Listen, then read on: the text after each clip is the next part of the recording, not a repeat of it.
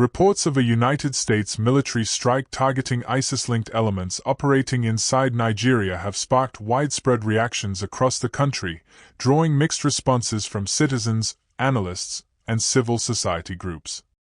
While details surrounding the operation remain limited, the development has renewed debate about Nigeria's long-running security challenges and the role of international partners in addressing extremist violence across the region. According to security sources, the reported U.S. action was aimed at disrupting ISIS-affiliated networks believed to be operating in parts of northern Nigeria. These groups, often linked to the Islamic State West Africa Province, or ISWAP, have been responsible for years of insurgent activity, particularly in the country's northeast and surrounding border regions. The news has generated strong reactions among Nigerians, especially on social media, where opinions remain sharply divided.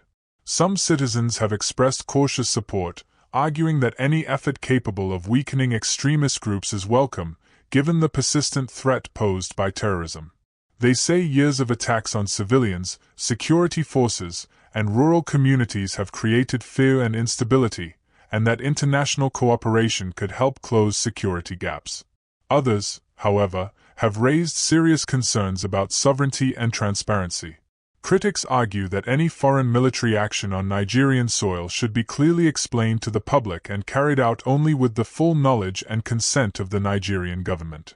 Some worry about the potential risk to civilians and the long-term implications of foreign involvement in domestic security matters. Civil society voices and policy analysts say the situation highlights deeper issues in Nigeria's counterterrorism strategy. Several experts note that while military operations remain important, lasting peace will require stronger intelligence coordination, improved governance, economic opportunities, and community-based approaches to preventing radicalization. Security analysts also point out that extremist groups in the Lake Chad and Northwest regions operate across borders, making regional cooperation essential. Countries in West Africa continue to face interconnected threats, with militants exploiting porous borders, forested terrain, and weak state presence in remote areas. So far, Nigerian authorities have been cautious in their public responses. Officials have emphasized the importance of respecting national sovereignty while also acknowledging ongoing partnerships with international allies in the fight against terrorism. Calls have been made for clearer communication to avoid misinformation and public anxiety. Observers say transparency will be key in maintaining public trust, especially at a time when security remains one of the most sensitive national issues. Nigerians are increasingly demanding accountability, accurate information, and visible results from both domestic and international security efforts.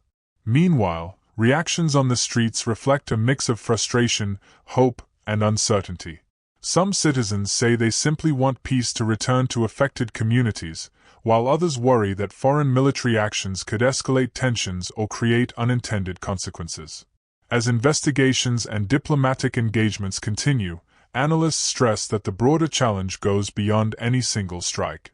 The fight against extremism in Nigeria and the wider West African region remains complex, requiring sustained cooperation, intelligence sharing, and long-term development strategies.